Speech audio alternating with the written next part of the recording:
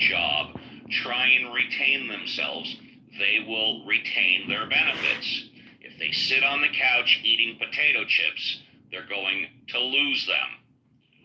Millions of low-income Americans are expected to lose their benefits because of the work requirements and the bill's other measures affecting Medicaid and food stamps. Notably, few of those dropped from Medicaid coverage would have access to job-based health insurance, according to a Congressional Budget Office report about the House version of the package. Those in the lowest income group, earning less than $18,000 a year, would see a $165 reduction in their after-tax, after-transfer income once the safety net cuts are taken into account. According to Penn Wharton, that's a 1.1% decrease. The next level, who earn between $18,000 and $53,000, would get a $30 bump in income. Middle-income households would see their income rise by 1.4% or 1.8%.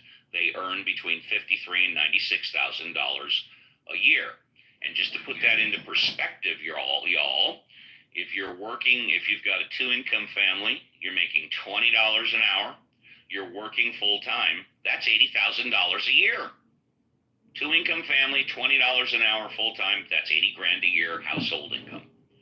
The health provisions won't only hit low-income Americans. The Senate is also tightening verification requirements for the Affordable Care Act, federal premium subsidies, which could also leave some middle-income Americans uninsured. All told, the bill could result in more than 10 million more people being uninsured, according to reports. Hospitals are not happy with the health care provisions of the bill, which would reduce the support they receive from states to care from Medicaid enrollees and leave them with more uncompensated care costs for treating uninsured patients. Blah, blah, blah, blah, blah, blah, blah. Okay. The Senate removed a last-minute excise tax on wind and solar that experts warned would have been a killer for the clean energy industry. However, the Senate bill still strips tax incentives for wind, solar, and other renewable energy projects. The American Clean Power Association slammed the legislation as a step backward for American energy policy that will eliminate jobs and raise electric bills. Electric vehicle makers could also be left worse off because the GOP bill ends the EV tax credit of up to $7,500 at the end of September. Previously, those tax cuts were scheduled to last through 2032. The package would increase the deficit. This is what I think is a killer. The deficit would increase by almost $3.5 trillion over the next decade, according to the Congressional Budget Office. Adding trillions to the debt risks lifting already elevated interest rates. That in turn will make it more expensive for Americans to finance the purchase of a car or a home, and for businesses to borrow money to grow. Not only that, but higher rates would force the federal government to devote even greater resources to finance its own mountain of debt. The Congressional Budget Office expects U.S. federal government interest costs to surpass $1 trillion per year.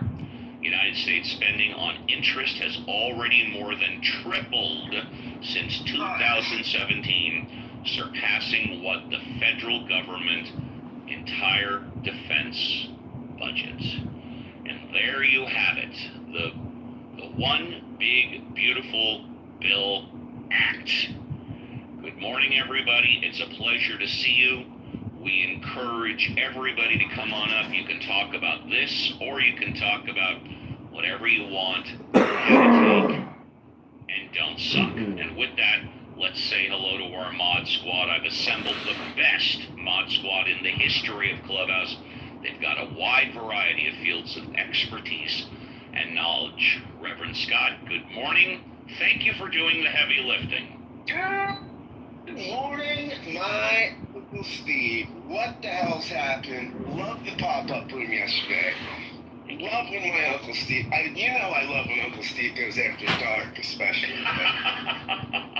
That is my vintage Uncle Steve. That's when I put my personal replays on and make the vintage Uncle Steve. These are like the Nixon tapes, the Uncle Steve tapes. Except I don't erase any. I keep all the replays on. Uncle Steve, I will just say this about beautiful bill. Okay, we love that. Fantastic. I think it's really interesting, this idea that there's actual Medicaid fraud. I mean, there is Medicaid fraud. It's just by providers and stuff like that. It's not by. I think there are probably a few people on Medicaid that make too much money and just lie about their income. That probably happens, but they're not. It's not like they're going and getting 7 knee replacements. Just they don't get cash payments, right? You don't get. So I mean that's not really defrauding the system, right? So the bill doesn't go after folks that are provider scams and doctor scams, the billing and things like that. That's where the fraud comes in. It's not. I don't think there's I heard a term yesterday on a podcast. Somebody saying Reagan used to talk about the welfare queens, and they were talking about these Medicaid kings who are scamming the system. I think that's just not something that really exists as a problem. It's a problem. It's just a phantom problem. But I'm sure lots of people have. I don't particularly love the bill. I think it's very interesting. Neither does the populist wing of the Republican Party. The Steve Bannons, the Marjorie, what's her face, Taylor Greene. These people, the populists who helped bring Trump into office. Bannon is like, look, our base is on Medicaid. And what's interesting, I think, as you get a realignment here of, rich people are becoming Democrats. The biggest thing is splitting the parties now is education. A lot more affluent folks are becoming Democrats, but they still want, these folks who are wealthy and becoming Democrats have, I think, some sort of nostalgia for government doing things like providing health care. And then you have becoming Republican, right? I mean, that realignment. And those people want their health care. So, the interesting realignments. Yeah, how can anybody justify our deficit, which is the amount of money we spend over and above the amount of money we take in, going up above $3.5 trillion? It just that makes no sense to your fiscally conservative Republicans. It makes no sense to me whatsoever. I'm gonna quote Uncle Steve to Uncle Steve. Yeah. What's a politician's number one job? To get elected. What's their second job? To get elected. Yeah, and I have said that in certain rooms, and people call bullshit on me. They say it's not true. Absolutely true. And I don't argue the point. I just let it sit. But it always has been true. It always will be true. And Steve, there are no votes in deficit reduction. Not a lot, anyway. I mean, that's not something people vote on. You get votes giving people programs, or giving people tax cuts, or giving people. You don't get votes by saying, guess what, you're not going to get what you want, but I'm going to lower the national debt. That gets you no votes. Yeah, and I'll tell you, and nobody's talking about it except me, in that Trump lied over and over and over again when he campaigned on he was going to eliminate taxes for those on Social Security, and as I said at the open, it was as recent as Thursday, a day and a half ago, where he said 3 times that people on Social Security, 90%, were not going to have to pay taxes. And it's a total lie. It's total bullshit. But anyways, we'll move on. Violet, good morning. It's a pleasure to see you, and thank you for doing the heavy lifting. Hey there, Steve. Hey there, Violet. How'd your 4th of July go? My 4th of July went very well. I stayed close to my dog. We watched the fireworks from the backyard, and regardless of all the restrictions and all of the threats from the mayor of everybody, people, I think they colloquially called Los Angeles the illegal fireworks capital of the country. I don't know. They were going on all over the place.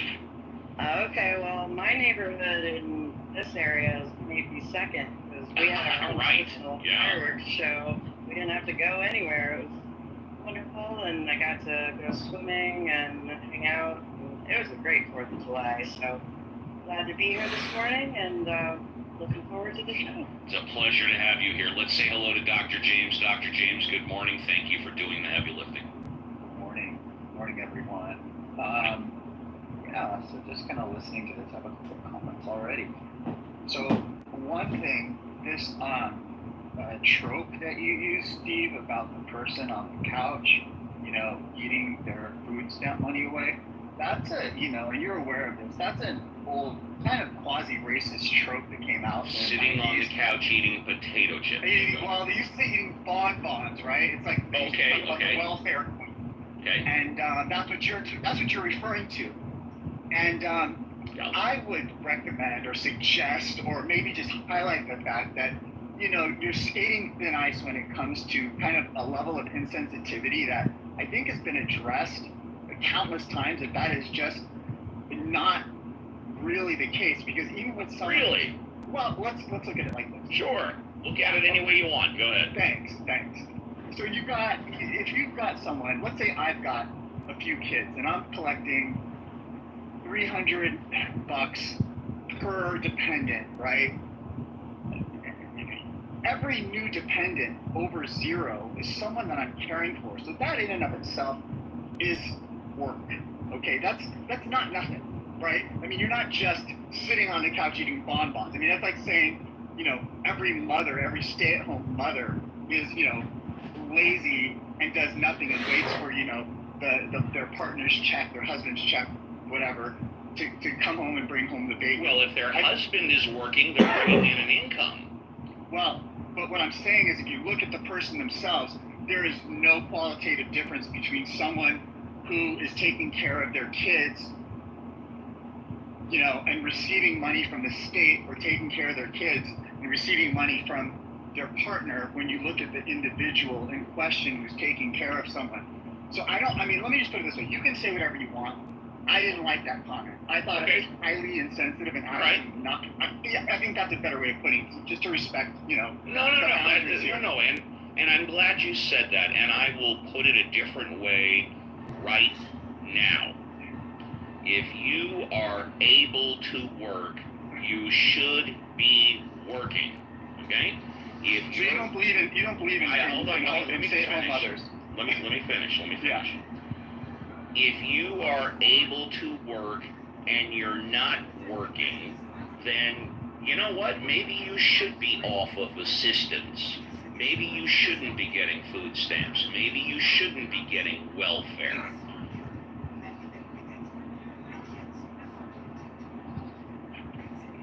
I don't know if I'm in the matrix right now. Can you just confirm whether you've... I can hear you. I can hear you. Okay. Yeah. So I have a few comments. Sure. So, yeah. So it sounds to me like you don't believe that, essentially, here's what I'm hearing you say. If you're a party of one and you're able-bodied, then I want you out there working to earn your benefits, right? Yes. And there are limits. Okay, I hear that. And maybe, I don't know, maybe I could be moved in a direction of being compelled by that argument if we dug into that one a bit deeper and kind of worked it out in terms of the minutia, because on its face, I'm not seeing a whole lot wrong with that, when you use the qualifier, if you're able. But I mean, as soon as you throw a kid into the mix, I mean, I really think that becomes a very, very fuzzy surface area. Well, let me ask you this. If you have a whole bunch of kids and you can't find child care, or the father of your child is not putting in their support, what stops you from staying home and retraining yourself, getting vocational rehabilitation, learning a new trade? What stops you from doing that? Well, luckily in 2025, with the advent of online universities and whatnot, things like that are becoming easier in terms of access. My point exactly. Okay, well, look, I'm not an all or nothing kind of guy. I mean, I'm trying to. I'm actually trying. No, I can tell you are trying to be conciliatory, and the first point you made was totally valid, which why I said, you know what, you're right. That was a demeaning comment, and I'll say it a different way. You're right there. Okay, so I'm again. I think it would be, and maybe now is not the time. And this is something that I, in my own time, will probably dig into a bit because I want to understand this better. But essentially, those are things that yes, they have merit. The issue here is that what the requirement is, it's 20 hours a week, right? That's 80 hours a month. And the issue with that as a minimum is, depending on how many dependents you have, that becomes increasingly challenging to carve out. Even when you're going to school, I mean, if you're going to school full time, then you say you're going to school full time, and I think you count your study hours into that equation, hopefully. But I mean, even when you're going to school full time, I mean, a class in and of itself is typically like 1 to 3 hours long. And so if you're taking, 4 to 5 classes, plus if you can calculate in some study time, I mean, I'm just saying, it can be, if you're talking about raising kids and going to school, this becomes also its own sort of challenge in terms of thriving. Though I get what you're saying. I mean, you can find ways to meet that employment. Make it work. You find ways to make it work. Right, and so yeah. I mean, I think there might be some potential good that could come out of organizations that help people who need to meet their quota serve a particular function in society, even if it's volunteer hours, because those do count as well. That's and right. Maybe some nonprofit organizations will be born from a potential new pool of people who are increasingly motivated to get out there and kind of quote unquote lend a hand. So I mean, I hear that part of it as a potential, it hasn't happened today, but maybe people are imagining that's what might happen in the best possible of all worlds. So anyway, so that's kind of my comment about that. The only other thing I wanted to say for the minute was a comment about who are these people sort of quote unquote cheating Medicare and Medicaid.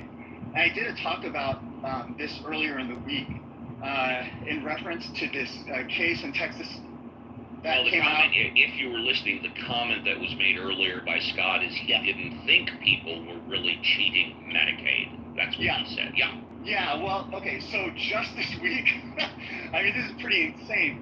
Just this week, the Department of Justice had a whole press announcement about this huge amount of fraud that they found in the Medicaid system. There were... And just to clarify, not Medicare, but Medicaid, correct? Hold on, let me, that's fair. I want to keep... And I'll tell you why. Because most of these types of press releases on fraud are Medicare, not Medicaid, but I don't know what you're referring to. Okay, hold on. Sure. I mean, if you're asking exactly, okay, so...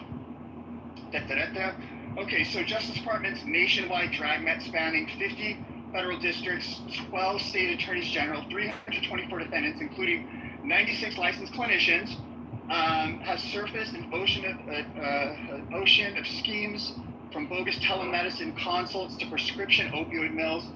Federal teams froze more than $245 million in cash, crypto, Bentleys, beach houses. CMS algorithms running hot stopped over $4 billion in payments before. CMS is Medicare. Yeah, I know, I understand. So, so basically, this is called Operation Gold Rush. They claim that they found more than 10 billion in fraudulent claims. I'm looking for this, because I know CMS is Medicare, so it's probably Medicare related, but yes. And there are fraudsters all over. My point was that I really wanted to focus on was that a lot of the fraud happened offshore internationally, and there were whole sort of rings of people who were local here who facilitated fraud by groups outside of the U.S. that were then committing the fraud, creating fake accounts. And this is pretty, I mean, from what I understand, they were saying this is happening with state benefits as well. I just don't think Operation Gold Rush was their focus, but this is not something that, only Medicare is a target of. I mean, this is something that, there's unemployment's been a target of too in California, as well as, I believe, probably Medicare, though I can't pay my receipts on that, so I'll keep that comment off the table for now. All right. I totally appreciate that. Thank you very much for your contributions. Let's say hello to Alfonso. Alfonso, good morning. Thank you for doing the heavy lifting. Alfonso might be busy IRL. We can. Hello. Hi. Hi. Good to be here. Hi, it's good to have you here. Yeah.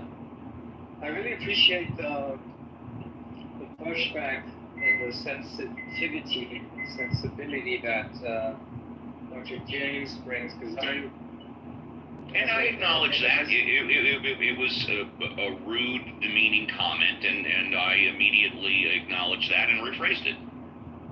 Yeah, as a Hispanic, as a Bolivian, I don't see that. It's culturally very American to it's many things that happened in the U.S. that created a culture of consent, of diversity, awareness of racial discrimination and toxic masculinity and what have you. Laziness and taking advantage of the system. Yes, please continue. And I'm an 80s kid. I was born in the 70s, but I grew up in the 80s. And I really enjoyed the crass humor that we used to see in movies, where you had, you were breaking all the rules. These things didn't age well. But I think it is a new paradigm, and we are catering for people's sensibilities, so it's important to be aware of these things. And I want to say that in the privacy of my home, I like to watch these films where they make fun of my people, your people, their people, the males, the females, the gays, everyone. I think it's good to be able to appreciate these cultural changes in good humor. So it's good to have all perspectives. So I really appreciate it. Thank you, Alfonso. Let's say hello to Cora. Cora, good morning. It's a pleasure to see you back on the show. Thank you for doing the heavy lifting. Hey, good morning. Hi. I'm back from the beach. You went there early, or did you go there for a couple of days? Last weekend. I know I heard you say you're off to the beach, but I didn't know if it was, the entire weekend or whatever. Oh, yeah, no. Yeah, it was the entire weekend. So. Yeah. Yep, and I'll just kind of chip into the last conversation. When I was in college, I worked for a student-run nonprofit, and what we did is we worked with non-traditional students, basically, like people that had started college later, had kids, lived off campus for other reasons, Like things Dr. like that. Jane.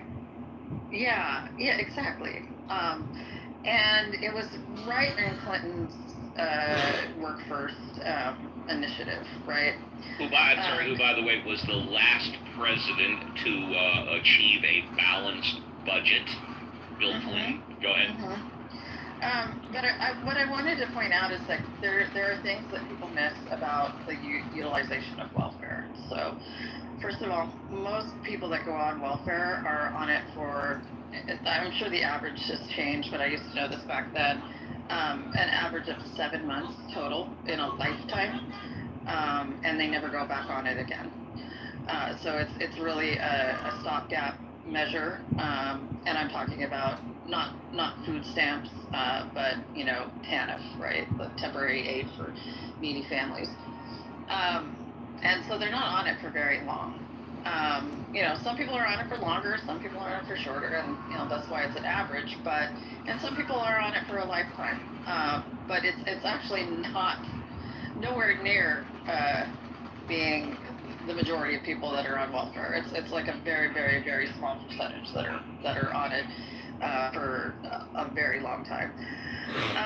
The other thing is that during the Work First initiative, one of the things that we ran into is the single moms, or even shared parenting moms, but moms that were starting college to get an education. This was like the education school for the state, so a lot of teachers, people that were going into healthcare, social workers, things like that.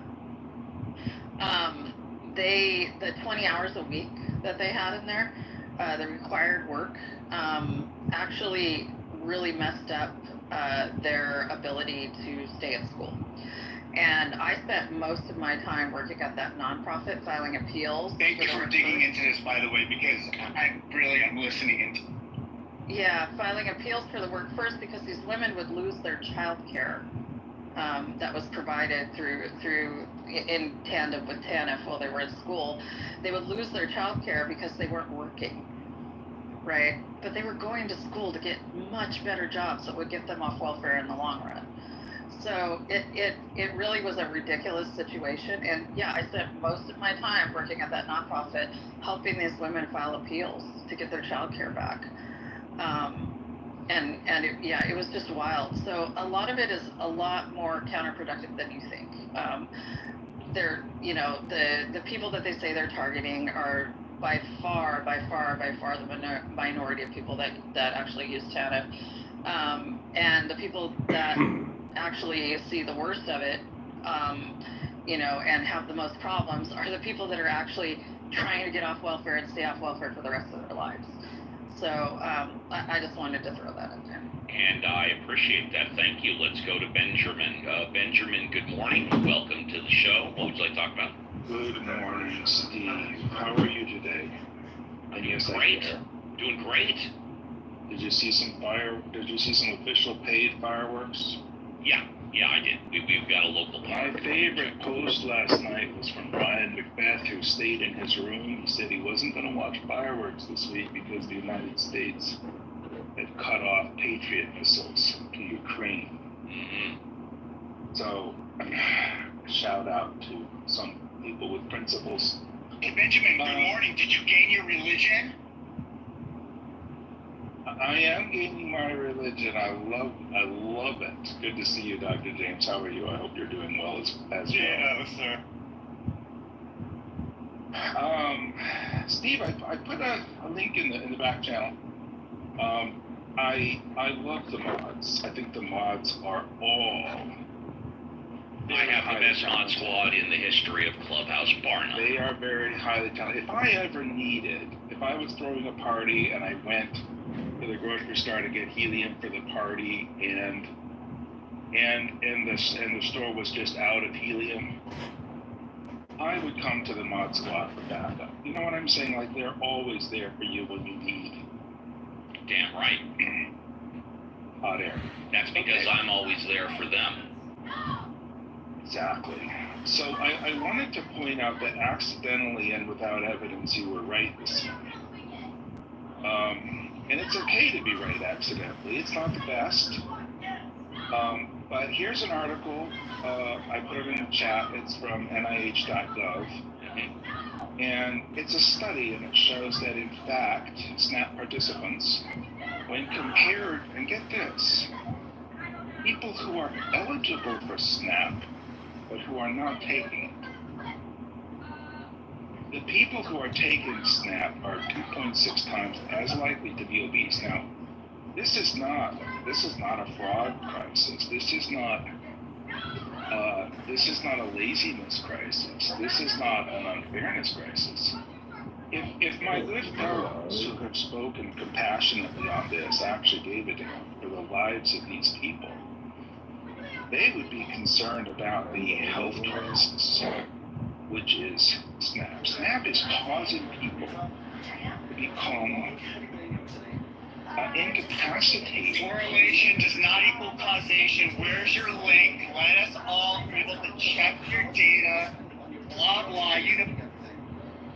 I love Dr. James. See, Dr. James is the one person here who will hold my feet right properly to the Well, he's getting better in his timing, but please continue, Benjamin. And that is worth the price of admission. The link, of course, Dr. James is already in the chat. You said you posted it. Yeah. Prophylactically, 7 minutes ago. If you just go up 7 minutes, I think you'll find it there. It's the NIH.gov link. Thank you, So Benjamin. you know it's good because it's right, proper, scientific, peer-reviewed scientific publication. And who could ever doubt peer-reviewed scientific publication? Now, it turns out, there is a crisis of sitting on the couch eating potato chips, or to say it another way, there is a crisis that SNAP causes people to become obese. That is completely, entirely, and categorically inappropriate. Government should shut down the SNAP program overnight, given that it has that propensity to cause people to become Well, I obese. completely disagree with that, as I alluded to earlier, but I'll say it more specifically now. I have no problem whatsoever with welfare and food stamps. In fact, I endorse welfare and food stamps for those that are down on their luck, but not on a permanent basis. When you qualify for welfare and food stamps, you should also be required to either A, look for a job, or if your job market is closed down, get into a retraining and or volunteer and or educational program while you are on your welfare and food stamps, and so you can retrain yourself to re-enter the job market. And by the way, Cora earlier mentioned an average of 7 months. I'm completely willing to extend that to a year, if not a year and a half, maybe even 2 years, depending on your specific circumstance. I would cap it at 2 years, but go ahead, Benjamin. Yeah, Actually, just Steve, to wrap this. I had a comment. Yeah.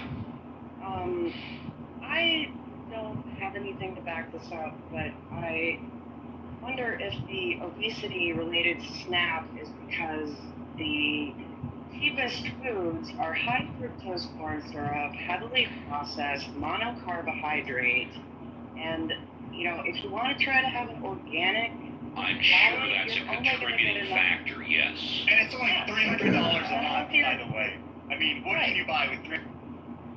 And as a recipient of SNAP in certain times of our lives, I mean, if we wanted to get fresh produce and, healthier foods, it was 2 days worth of food versus a week and a half with the, again, highly processed, fructose corn syrup, all that kind of stuff. Definitely a contributing factor, no question about it.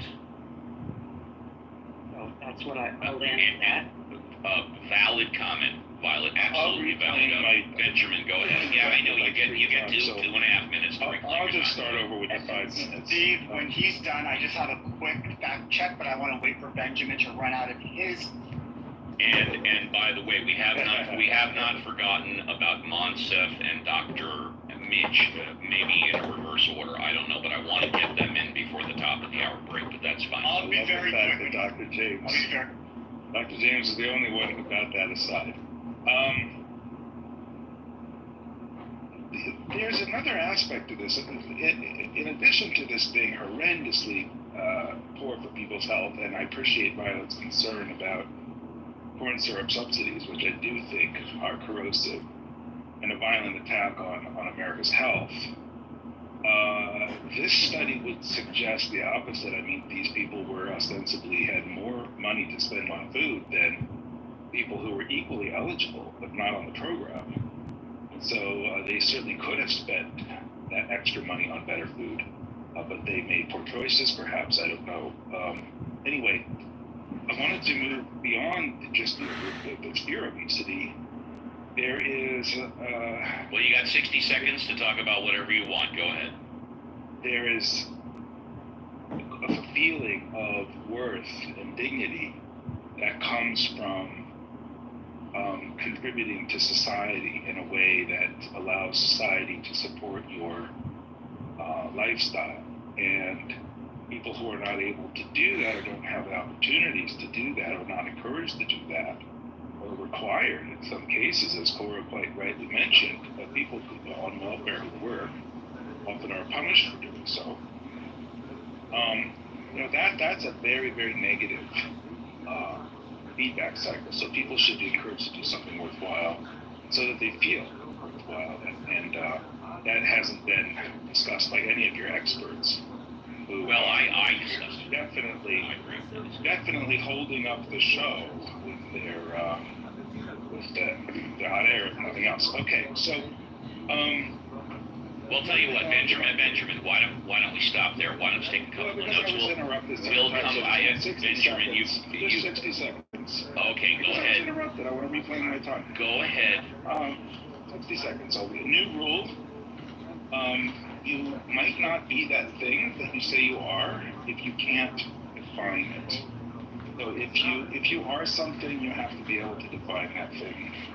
You want to be paying attention to the people in your life who claim to be something and they don't even know the definition of it. And I'll give you an example. This is Alan, good friend of the show, is a scientist, or claims to be. But every time I've asked him to define science, I have been disappointed because it seems like we can't find that beautiful, bright blue line that differentiates science from other enterprises. So if you think you're a thing like an atheist, that you can't define what it means to be an atheist, then you might not be an atheist. You see what I'm saying? Yeah, I see exactly what you're saying. Fortunately, I can define atheism. It means I don't believe in God. Thank you very much. And before we go to Dr. Mitch and Monsef, Dr. James. Dr. James wants to fact check. Okay, Dr. James, 30 seconds. Alfonso, 30 seconds. Then I want to give a fresh 5 to Dr. Mitch and Monsef. Go ahead. It's gonna take me about a minute, but here we go, okay? Just bear with me. So basically, this study that you're quoting, it's a Los Angeles snapshot. You're citing people use SNAP were more likely to be obese, but the study itself cautions that it can't tell whether SNAP caused that difference, so correlation does not equal causation.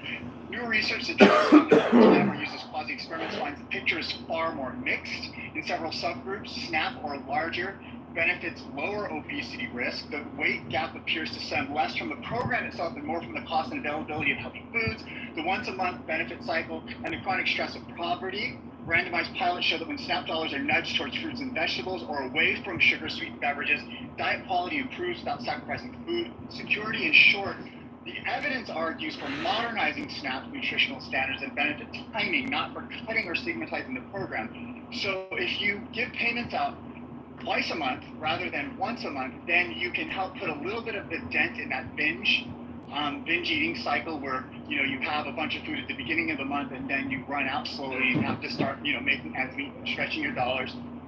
There's a bunch of high quality studies I could cite that came after the one that Benjamin cited, which I won't because I won't have time. And finally, what we have here is essentially diet quality, not calories, is the actionable issue. SNAP dollars are often spent on calorie-dense, nutrient-poor items. Incentives and modest restrictions consistently improve purchasing patterns.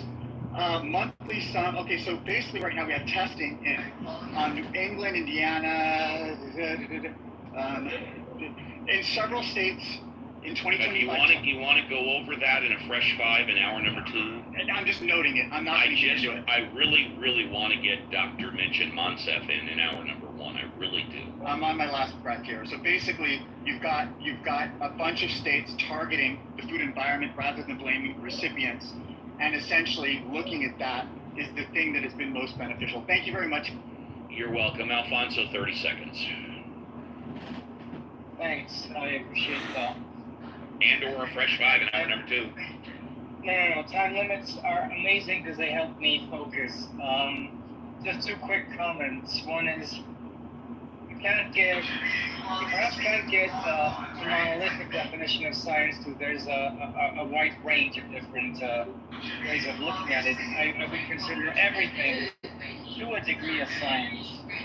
So, some things are more precise, some things are gathering data, and there There's softer and harder sciences, so that on the definition of science, you can't find, depending on who you ask, straight answers sometimes. But we do have the scientific method and all that. I'll leave it there. Thanks for my 30 seconds. Absolutely. Thank you. Dr. Mitch, thank you very much for being patient. Welcome to the show. You have a fresh vibe. What would you like to talk about? Thanks, Steve. Great conversation. I think a lot of times we're missing the forest for the trees, right? I don't think America's a poor nation. I don't think we should be replacing poor people's benefits with a missile shield. I think it's really kind of cruel. When it comes to healthcare, the problem has always been cost. It's a tremendous legal system. We've been talking about tort reform for years.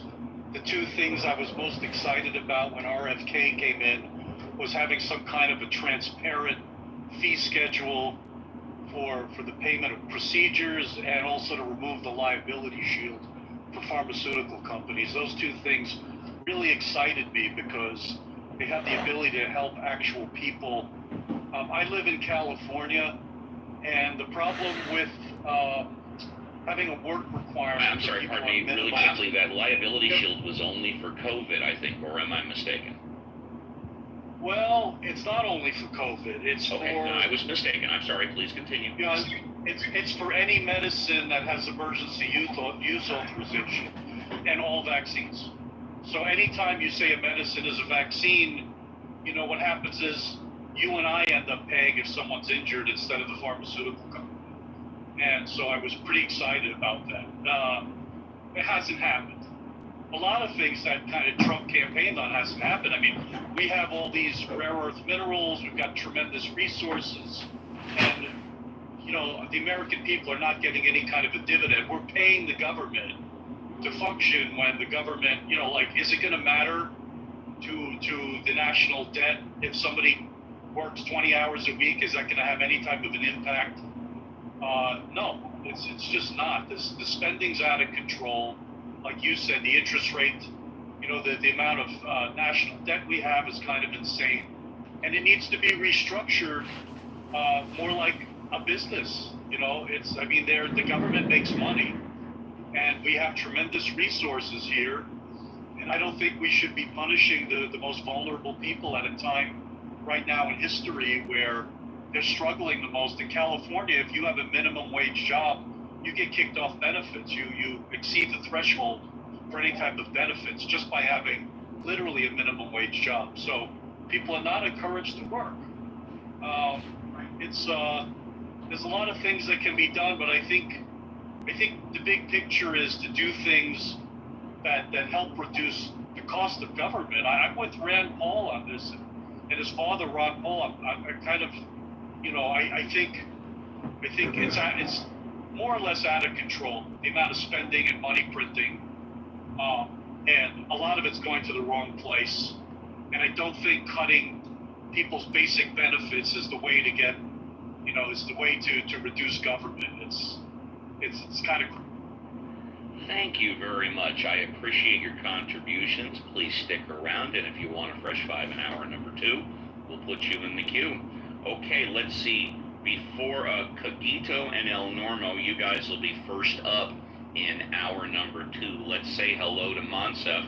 Monsef, pleasure to have you on the stage. By the way, before you talk about whatever you want, how much of my intro did you hear? Some of it, all of it, none of it? I did most of it. Fantastic. Please, thank you for being on the show. Always a pleasure. Go for it. Yeah, you too, Steve. 2 things, and I'm going to be done before the 11 o'clock hour my time. Okay. So, 2 things. When we talk about the cutting fraud and all that, I don't know why the focus is on the single user that's getting, $300 a month in food stamps, and maybe $1,000, $1,500 in Medicaid, while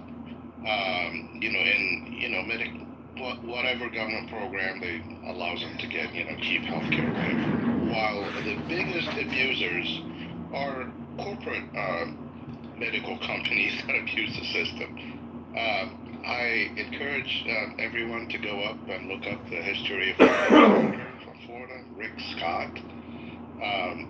He was the CEO of a hospital here, and then it became a huge health organization. It got fined $1.7 billion. It was found that it, in all 14 counts of, fraud cases, it was found liable, and it ranged from. I'm assuming that was Medicare and not Medicaid, or am I mistaken? It was all Medicare. Thank you. Please continue. No, all. It was Medicare abuse, Medicaid, Okay. a lot of other medical. So that doesn't even compare to. I mean, you're going to need millions and millions of people abusing the government for $1,000 a month or $2,000 a month. Just like Cora said, that's not really something that they're going to get for the rest of their lives, and that's what to focus on. I haven't heard any promises that we're going to cut down on abuse and fraud from all these big companies that are defrauding the system. This is where the money is going out the most. Number two, I did put a picture in my PTR, and I sent you two graphs, Uncle Steve, in your back channel, that shows this, the impact of this big, beautiful bill. The top line is the revenues. It's the tax cuts are expected to cost us, the tax cuts to the rich, the 2017 tax cuts are going to be expanded now, but close to $5 trillion. And this is tax cuts to not the middle class, not the struggling masses. It's tax cuts to people that don't need tax cuts. Basically, when you have an equation like that, you would hope that the programs that you say that you're going to eliminate to fund these tax cuts are going to be at least the same, that you need something to pay for all those tax cuts. No, when you look at the freaking graph, even when you add the savings that you get from cutting all the Medicaid and all that, it's a fraction of that $5 trillion. So the focus on, cutting, government programs to people that need it the most doesn't even come close to the amount of money that we're giving away to people that don't need it, and there's no one talking about that. So I'm getting close to the top of the hour. That's all I have, Uncle Steve. It's just 2 points I wanted to highlight. And Rick Scott, by the way, as instead of going to jail, he was elected senator after paying $1.7 billion. So, yeah, that's what's going to make a difference in the, in the budget, not the going after people that need, money to take care of their sick child. We're going to cut off that lifeline to them. Thanks. Absolutely, thank you. All good points. Next in the queue would be El Normo and Coquito, but we've got the top of the hour break, so coming out, El Normo will be first, Coquito will be second. 1 hour in the tank and 2 hours left. Thank you all very much for joining another edition of Ask Uncle Steve with the Mod Squad. I've assembled the best Mod Squad in the history of Clubhouse. They have a variety of fields of expertise as well as knowledge. This is the way the show works. If you've been here, if you're here for the very first time, unlike other Clubhouse rooms, we put a premium on the new speakers. We want to hear the new speakers. But if you are an experienced speaker or a new speaker, come on up, get a fresh five. You can go on a narrative. You can say, Uncle Steve or Steve, just go on mute. I want to speak for 5 minutes. No problem. Just don't say something completely idiotic or stupid. In other words, have a take and don't suck. On the other hand, if you want to engage with me or my Mod Squad, just say you want to talk to me or you want to talk to any member of the Mod Squad. They are more than willing to engage with you. Don't go back, don't go away, and we'll be right back with hour number 2.